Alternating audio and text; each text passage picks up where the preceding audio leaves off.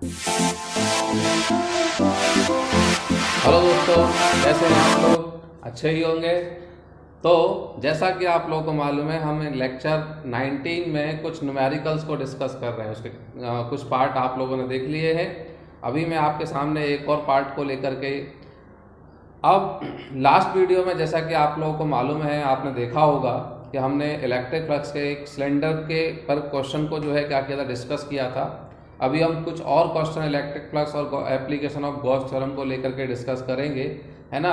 तो देखिए, एक क्वेश्चन हमारे सामने यहाँ बोर्ड पर है, आप जरा में पढ़िए एक बार मेरे साथ। A point charge plus 10 microcoulomb is a distance 5 centimetre directly above the center of square of side 10 centimeter as shown in figure. What is the magnitude of the electric flux through the square? अब समझिए क्या कहानी है। कहानी ये है कि हमारे पास इस तरह से like that this इस तरह से एक स्क्वायर है जिसकी हर एक साइड कितनी है, 10 सेंटीमीटर है, और इससे इस तरह से 5 सेंटीमीटर, कुछ यहाँ से इसके सेंटर से कुछ डिस्टेंस है 5 सेंटीमीटर, कितना मान लीजिए कुछ। यहाँ पर एक चार्ज रखा हुआ है प्लस क्यू। इस प्लस क्यू की वजह से इस स्क्वायर से कितना इलेक्ट्रिक फ्लक्स पास होगा, ये हमको कैलकुलेट करना है। बात समझ में आ रही है? एक बार देख लीजिए, what is the magnitude of the electric flux through the square. इस स्क्वायर से ये चार्ज है, इस चार्ज की इलेक्ट्रिक फील्ड लाइंस होंगी और वो इलेक्ट्रिक फील्ड लाइन स्क्वायर से पास हो रही होगी। तो कहीं भी इलेक्ट्रिक फील्ड लाइन यदि किसी एरिया से पास हो रही है तो वहाँ से इलेक्ट्रिक फ्लक्स भी पास हो रहा होगा, है ना। तो एक बार फिर समझ लें, ये हमारे पास एक स्क्वायर है, स्क्वायर से 5 सेंटीमीटर ऊपर, 5 सेंटीमीटर ऊपर एक चार्ज है प्लस क्यू। इस प्लस क्यू चार्ज की वजह से स्क्वायर से कितना इलेक्ट्रिक फ्लक्स पास होगा, वो ये हमको कैलकुलेट करना है। तो अब हम यहाँ पर क्या करेंगे, ध्यान दीजिएगा। इसको कैलकुलेट करना बड़ा आसान है, बहुत छोटा सा क्वेश्चन है, बोर्ड में एक आध बार यह पूछा गया है। कॉम्पिटिशन्स में भी इस तरह की कॉन्सेप्ट को क्लियर होना बहुत जरूरी होता है। तो हम क्या करेंगे, यहाँ पर ये स्क्वायर तो है ही, है ना। हमने यहाँ पर इस स्क्वायर को कन्वर्ट कर दिया है क्यूब के अंदर, लाइक दैट, इस तरह से। इसकी हर एक साइड क्या होगी, 10 सेंटीमीटर होगी। अभी आप लोगों को मालूम चल जाएगा कि इसके पीछे हमारा पर्पस क्या रहने वाला है। देखिए, इस तरीके से आपने इस स्क्वायर को एक क्यूब में कन्वर्ट कर दिया, ठीक है। बात समझ में आ रही है? जैसे ये स्क्वायर था वैसे करके इसके पास 5 फेसेस और आ जाएंगे। अभी ये चार्ज जो है इस क्यूब के अंदर पहुंच गया। बात समझ में आ रही है? तो क्यूब इनक्लोज हो गया, enclose in a cubical Gaussian surface. एक क्यूबिकल गॉसियन सरफेस में हमने इसको इनक्लोज कर दिया। तो अब हम electric flux through this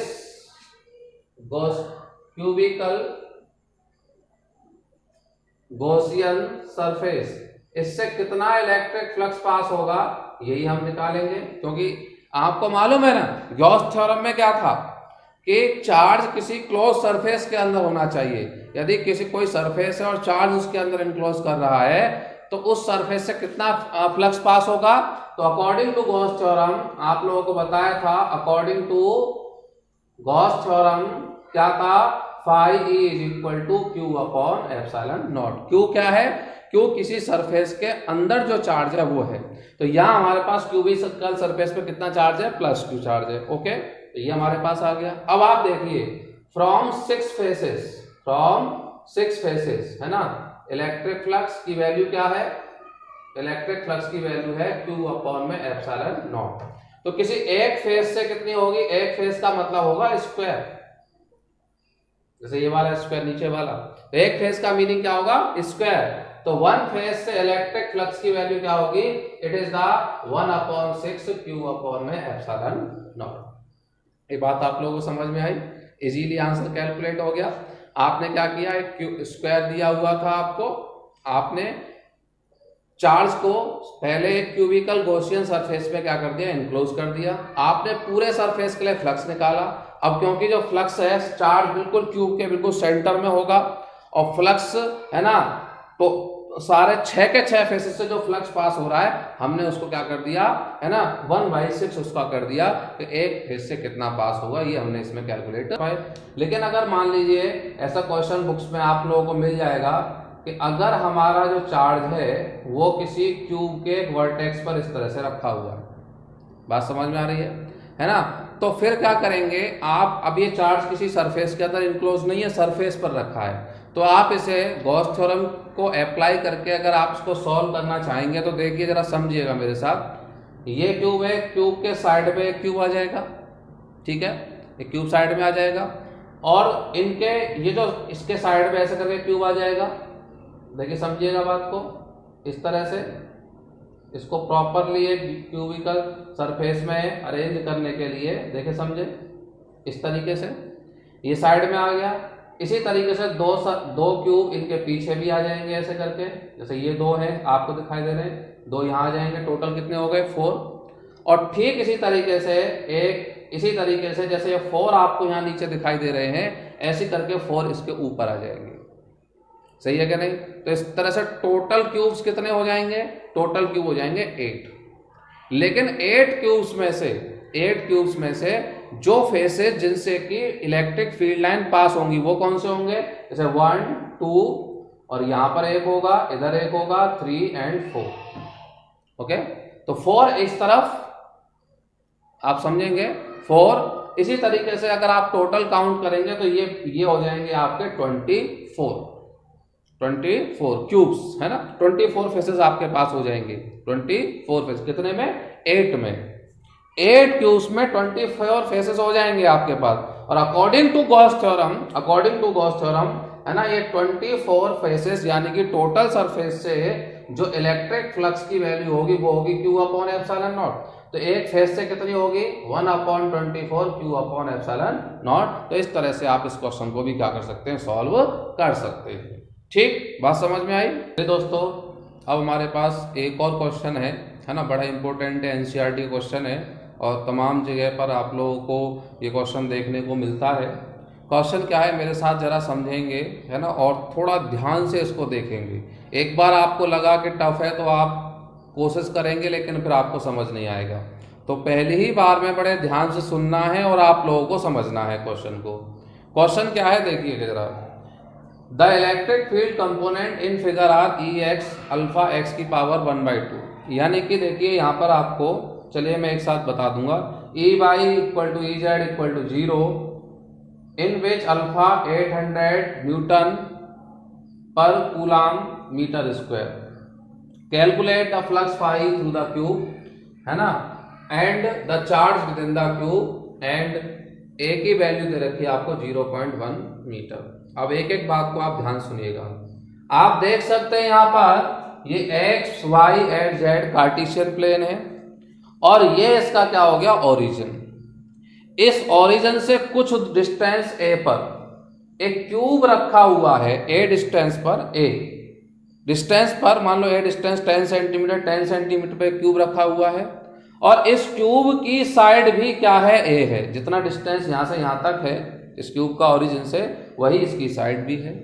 okay, अब यहां इस क्यूब के आसपास ये क्यूब से जो इलेक्ट्रिक फील्ड पास हो रहा है वो इस तरह से है, Ex की वैल्यू है लेकिन Ey और Ez 0 है। इसका मतलब क्या हो गया, इसका मतलब ये हो गया y एक्सिस के अलोंग और z एक्सिस के अलोंग कोई इलेक्ट्रिक फील्ड नहीं है। जो भी इलेक्ट्रिक फील्ड है वो सिर्फ किसके अलोंग है, x एक्सिस के अलोंग है। तो x एक्सिस के अलोंग इलेक्ट्रिक फील्ड की वैल्यू आपको यहां दे रखी है, ये इलेक्ट्रिक फील्ड की वैल्यू दे रखी है Ex अल्फा x की पावर 1/2। खैर इसको जरा ध्यान से देखिए यहां पर आपको मालूम है कि x की वैल्यू इधर 0 होगी ओरिजिन पर, और जैसे जैसे आप आगे बढ़ेंगे x की वैल्यू बढ़ती जाएगी और x की वैल्यू चेंज होगी तो इलेक्ट्रिक फील्ड की वैल्यू चेंज होगी। तो पहली बात तो नोटिस करने वाली ये है कि यहाँ पर आप देखिए जरा ध्यान से इस फिगर को देखते जा, जो मैं कहता जा रहा हूं उसको सुनते भी जाए।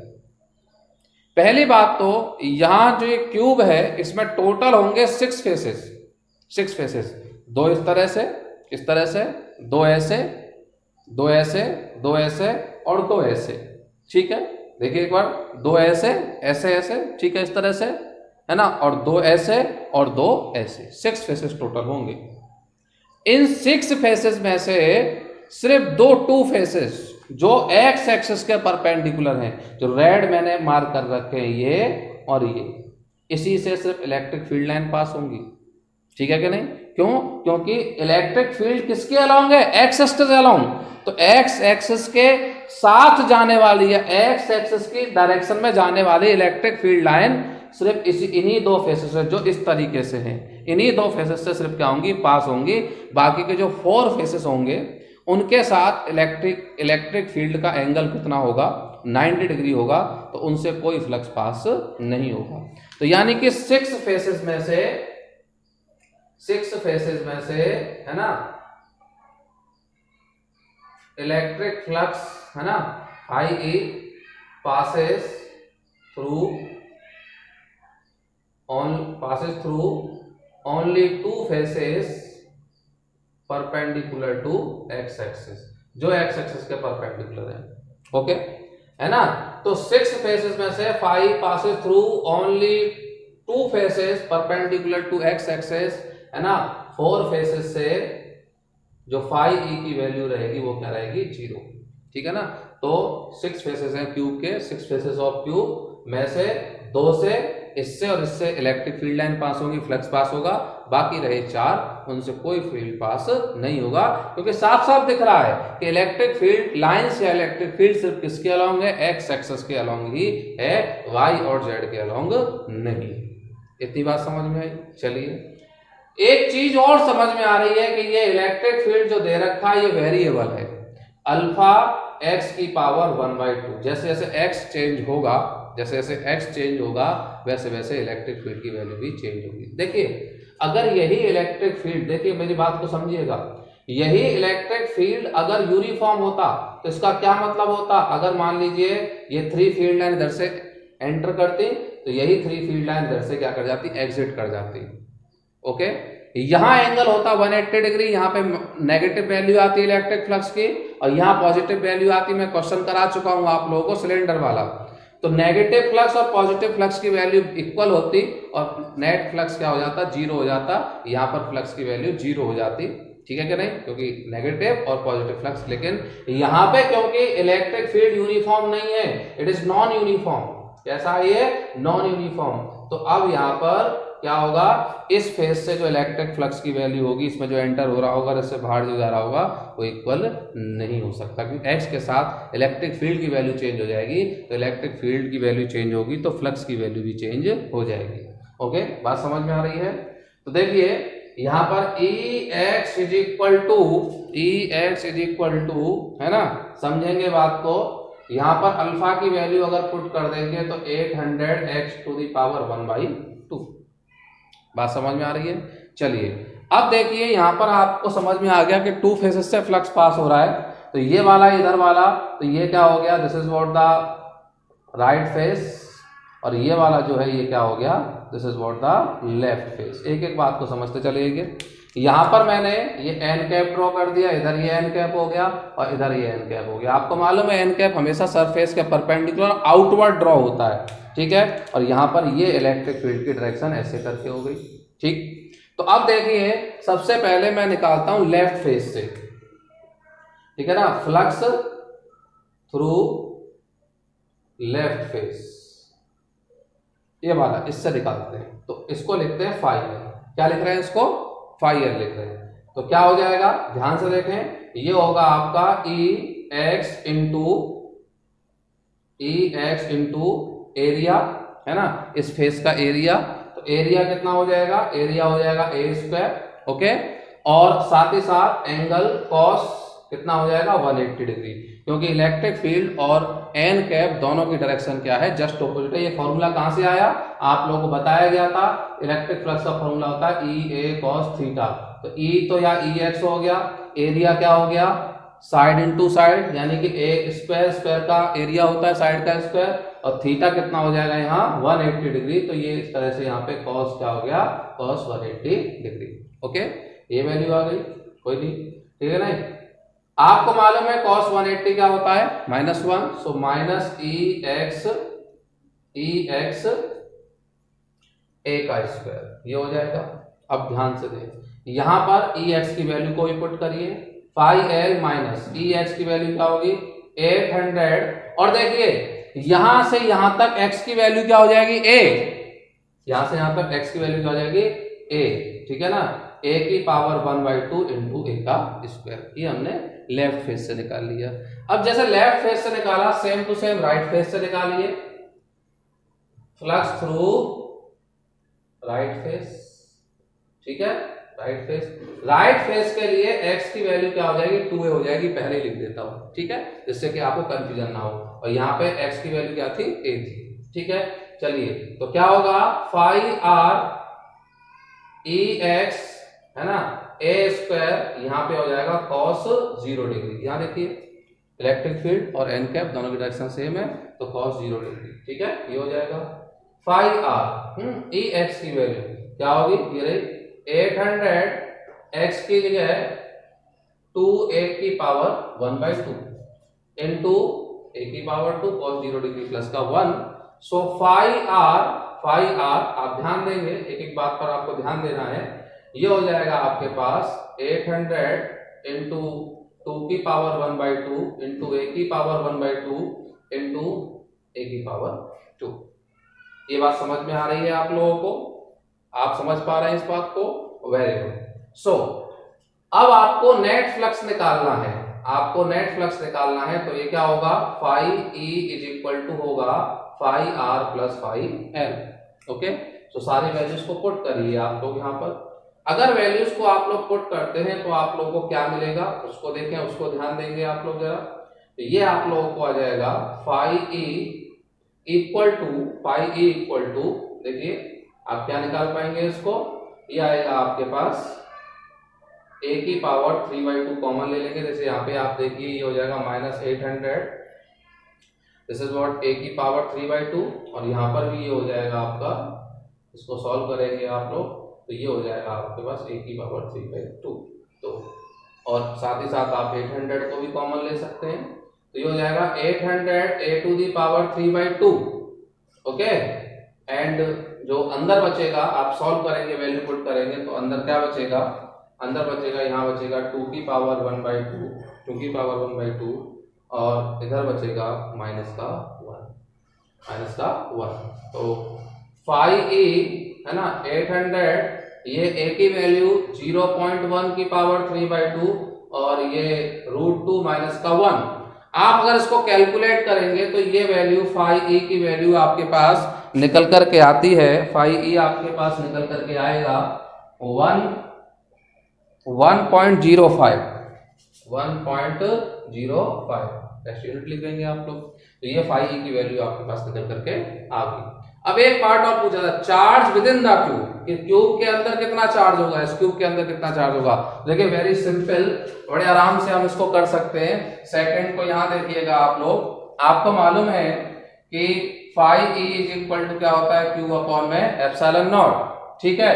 तो क्यू इज इक्वल टू क्या हो जाएगा, एप्सिलॉन नॉट इंटू 5e, ठीक है, यानी एप्सिलॉन नॉट की वैल्यू को किससे मल्टीप्लाई कर दीजिए, 5e आपने यहाँ पर निकाल रखा है, यानी कि आपको क्या करना है, एप्सिलॉन नॉट इंटू 1.05 से आपको क्या करना है, मल्टीप्लाई कर देना है। सिंपल गॉस थ्योरम लगाइए आपने।